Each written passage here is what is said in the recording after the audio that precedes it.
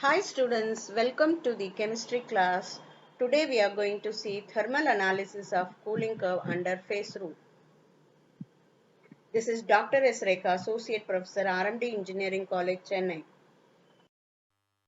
Condensed phase rule or reduced phase rule, when we study about two component system and when we have a minimum phase of 1, the degrees of freedom is maximum, which is amount to be 3. It means we need 3 variables to define a system in a given area. Okay, and that is difficult to represent in a two-dimensional paper. That is, we want pressure, temperature as well as composition term, which is difficult to represent. And further, in a two-component system, generally we study about solid and liquid equilibrium, not the vapor phase. Okay, so the process is conducted at 1 atmospheric pressure, keeping, that is, pressure is kept as constant, and we study only the solid liquid equilibria in a two component system. Hence, the variable 2 reduces by 1. Condensed phase rule turns out to be F dash is equal to C minus P plus 1. So, one more 1 for pressure has been cut down. So, now a graph between temperature and composition is drawn. So, that is called condensed phase rule or reduced phase rule. Hereafter, we will use the phase rule as F dash is equal to C minus P plus 1. Thermal analysis of cooling curve, the principle behind is chemical and physical transformation within a substance are accompanied by an evolution or absorption of heat. Okay, so cooling curve helps in detection of temperature at which transformation occurs. Plotting the temperature of cooling substance against time is thermal analysis. Cooling curve of a pure solid. A pure substance is in the fused state is allowed to cool slowly and the temperature is noted at a different time interval. Then the graph is plotted between temperature and time, and your graph look like this way. So here this is the point A where the substance is completely melted and now it is allowed to cool in the air. So now the temperature falls but the substance remains liquid. At point B, the solid substance starts solidifying. So here, as the time elapses, the temperature remains constant until all the liquid is solidified to solid. Okay. So solidification starts at point B and ends at point C. Until then, temperature remains constant, and this temperature is called as freezing point. And below this point C, if we further cool it, so temperature again start falling. That is, the hot solid starts getting cooled up. Okay. Let us explain this diagram in still better way. So at point AC, we have only the liquid metal here. So yellow colored solution, it is in liquid state. So at point B, what happens? You see the red portion. So this red is the solidification of the pure substance. And now see in between the B and C, so the solidification is start increasing. So at point C, you can see the solidification has got completed.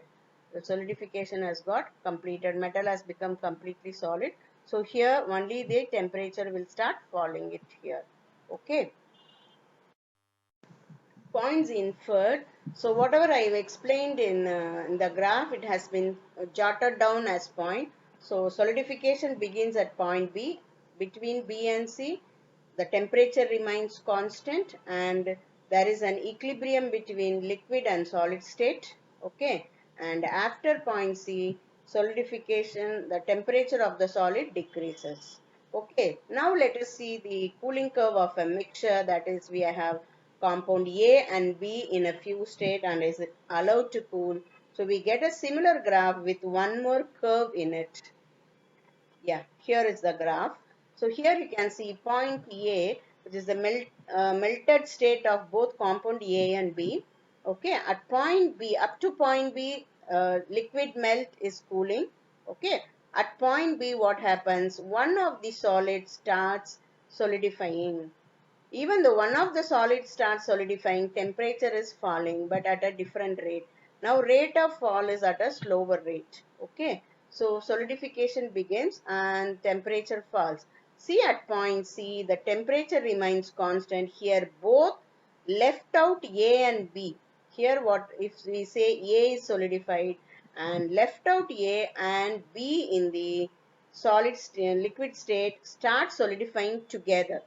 At point C, both A and B start solidifying together and solidification ends at point D, and after that solid temperature starts falling from D to E. So here we have got one more graph here. What is BC is an additional graph which we observe here. In this curve BC could be either A solidifying or B solidifying. Okay. So let us see the same thing in a graphical manner to understand it better. So here we have liquid A and B melt together. Okay. So now solidification of metal A begins. So we have considered it is metal A, either A or B it will begin. So red one is metal A.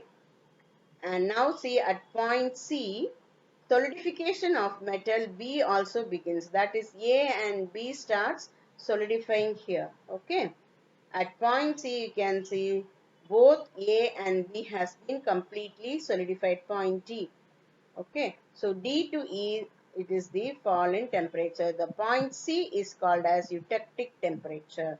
Okay. Easy melting temperature or eutectic temperature, where both A and B compounds start solidifying. So that temperature is called as eutectic temperature. And point B here, it is called as freezing point of A, because we consider A is solidifying. So point B is called as the freezing point of A. Now what are the points we have inferred has been jotted down as point whatever I have explained here. Let us construct a phase diagram using these two cooling curves, right? So let us see how we can transform this cooling curve into a phase diagram. See, this orange graph is about the pure solid. Okay. So point M is the melting point of pure substance A and point N is the melting point of pure substance B. Okay. So here you can see 80% of A and 20% of B. How to get this? Say I have taken 5 grams of A compound. To that, if I add 1 gram of B component, heat it and I start cooling it, then it turns out to be 80-20 composition. Now when I start cooling it, it reaches a point T1, so which is the freezing point of A, which is maximum. So in this composition which is having a maximum value, so it is the freezing point of A here. Okay. And if I still add 1 more gram of B to the composition, now it turns out to be 40-60. Okay, still again I cool. See the temperature, still it falls here. As the concentration increases, the composition, freezing point is falling.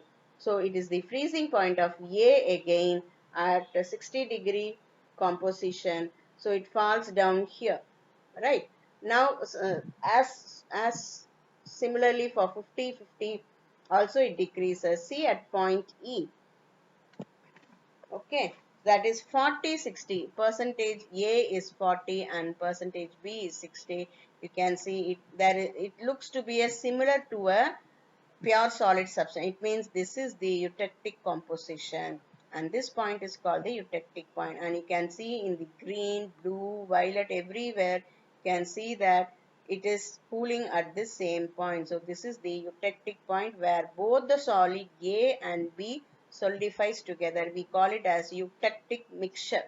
Solidification of eutectic mixture. This side I have taken pure substance B 100% and let it be 5 grams. To that 1 gram of A is added. Now it becomes 20-80 percentage. Now when I start cooling it, we get a graph like this, right? So this point is called as freezing point of B. Okay, it is the freezing point of B. Eutectic point this side, it is B, and eutectic points left hand side, it is A, right hand side, it is B. So now another composition has been plotted here, 30-70. So here you can see it is the eutectic composition. Again, the freezing point of B still has been reduced, and then it reaches the eutectic point. Now, if I join all these points, I can see a phase diagram here. Okay, let us transform this into phase diagram, that is temperature and composition. Instead of time, it should be composition. So, composition we have kept here, so we'll plot it as temperature versus composition. Let us see the transformation of cooling curve into phase diagram. Okay, so here what we do, we have taken a pure substance first graph. Graph 1 is pure substance. Okay, so we have plotted the corresponding melting point or freezing point on the curve. See here, we have plotted here, and then this side we have graph 6 is the pure melting point of compound B. So its melting point is also correspondingly plotted here. So that is 100% B. Okay, so x-axis here it is composition, y-axis it is temperature. Okay, so now second graph, the melting point of the compound A starts at L, right? So the L point is noted and it is plotted here. And also the S point, S is nothing but your eutectic point, and that is also noted and plotted. This S point you can see it is same for all other composition except for 100%, where you don't have the eutectic point. Okay, so we have plotted for the next concentration.